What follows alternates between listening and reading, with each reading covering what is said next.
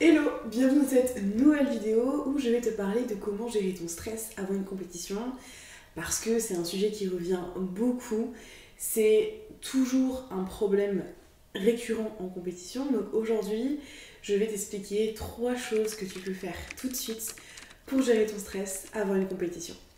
Mais avant ça, si tu ne me connais pas, je m'appelle Lola, je suis préparatrice mentale et j'ai créé cette chaîne YouTube très récemment dans l'idée vraiment d'apporter des solutions concrètes sous un autre format parce que j'utilise déjà pas mal les réseaux sociaux, j'ai déjà aussi un podcast avec une préparatrice physique où on va parler aussi d'énormément de choses.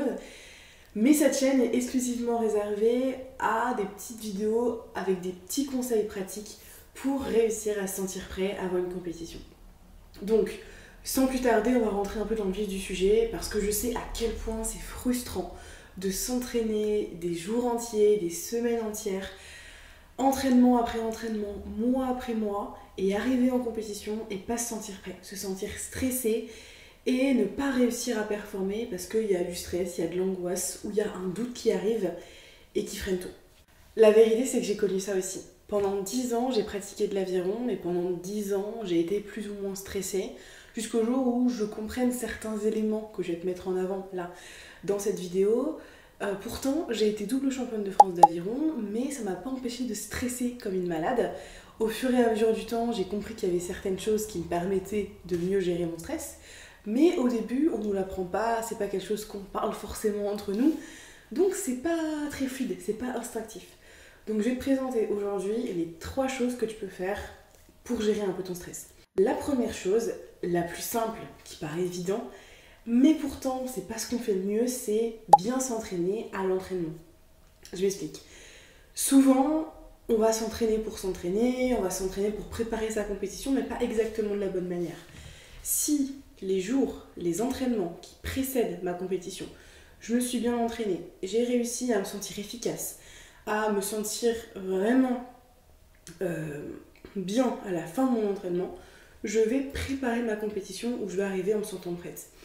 Parce que rien de pire que des doutes, des frustrations ou des pensées négatives à l'entraînement les jours qui précèdent, ce qui fait qu'on va pas être à 100% de l'entraînement.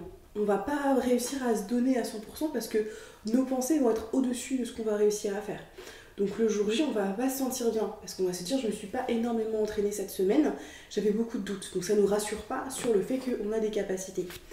Parce que ce stress, c'est seulement la différence entre la situation qui arrive et les capacités que j'ai pour répondre à cette situation. Donc si la semaine qui précède, je me suis pas bien entraînée parce que j'avais beaucoup de doutes, je pense que j'ai peu de capacités pour répondre à ça. Donc, la chose la plus fondamentale, c'est de bien s'entraîner les jours qui précèdent avec des objectifs précis. Sur quoi est-ce que je peux me focaliser pour pouvoir me sentir prêt le jour J. Ensuite, deuxième élément, c'est remettre un peu de confiance dans cette compétition. Parce que la chose la plus simple à retenir pour une compétition, c'est que notre cerveau n'a pas de second degré. Il ne connaît pas la différence entre passé, présent, futur, ce qui signifie que si on a des scénarios catastrophes où on se projette dans une compétition catastrophique, on va remettre cette anxiété et cette peur que ça arrive dans l'instant présent. Je vais me sentir dans la peur. Même chose pour le passé. Si je me rappelle d'erreurs, d'événements, de choses qui se sont mal passées, je vais remettre cette émotion-là dans l'instant présent et donc je vais pas me sentir prête à l'instant présent pour ma compétition. L'idée c'est de faire ça mais à l'inverse. Donc je vais chercher toutes les bonnes choses que j'ai réussi à faire ces derniers temps. Il y a forcément des choses que j'ai bien réussi à faire. En termes de technique, en termes de tactique, en termes d'engagement ou en termes de pensée, je vais chercher tous les éléments positifs que j'ai réussi à faire pour les remettre dans l'instant présent. Et avec ça, je me ressens confiant dans l'instant présent et je peux me futuriser avec des scénarios où je me sens déjà un peu mieux.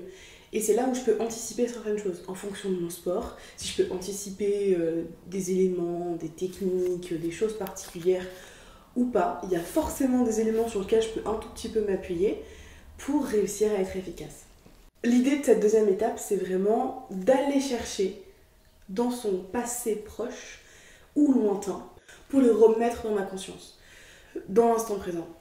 Donc, tu l'as compris, cette idée d'aller chercher des éléments positifs dans un passé proche ou un peu plus lointain, Ça passe aussi par l'objectif numéro 1, à savoir de bien organiser ses entraînements avec des objectifs clairs sur quoi travailler, donc avoir un peu plus de clarté sur ce que je dois vraiment travailler pour être efficace. Et enfin, troisièmement, c'est pour vraiment venir travailler sur son stress le jour J.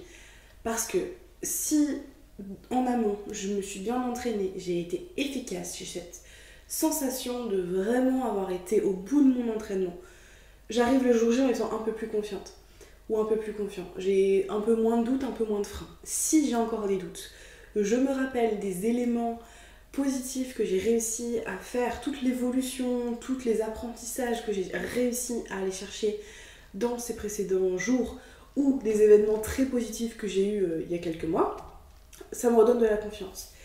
Mais parfois, je peux encore avoir du stress. Parce que, je sais pas, il y a des choses qui sont pas prévues, l'environnement fait que je suis très stressée. Donc pour ça, la chose la plus fondamentale à faire le jour J pour gérer son stress, c'est revenir dans cet instant présent. On est toujours sous fil conducteur de mon cerveau ne comprend pas. Et quand je stresse, c'est que j'anticipe quelque chose, j'imagine qu'il va se passer quelque chose, ou que je suis confrontée, ou oulala, j'y suis, là ça y est, le stress monte, mais pas le bon stress qui va me booster, le stress qui me paralyse. Donc pour ça, pour gérer son stress le jour J, je te conseillerais plutôt la cohérence cardiaque, donc une respiration un petit peu équilibrée. J'inspire 5 secondes, j'expire 5 secondes. Simplement pour venir me rééquilibrer. Et surtout, en somme, peu importe la respiration, peu importe la manière de respirer, le plus important, c'est de se reconnecter à sa respiration. Pour se reconnecter à l'instant présent. Parce que ma respiration, il n'y a rien de plus vrai pour l'instant présent. Si je suis vraiment connectée à ma respiration, je suis vraiment dans l'instant présent. Parce que c'est un repère qui est toujours là.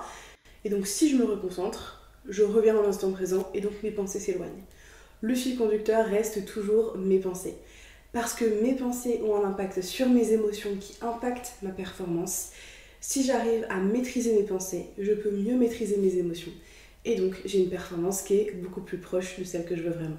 Voilà pourquoi tout mon discours tourne à 80% autour du discours interne. Parce que la manière dont on se parle a un impact réel sur la performance qu'on va produire. Et même si on a l'impression que nos pensées ne sont pas là, qu'on ne se parle pas, 80% de nos pensées sont inconscientes.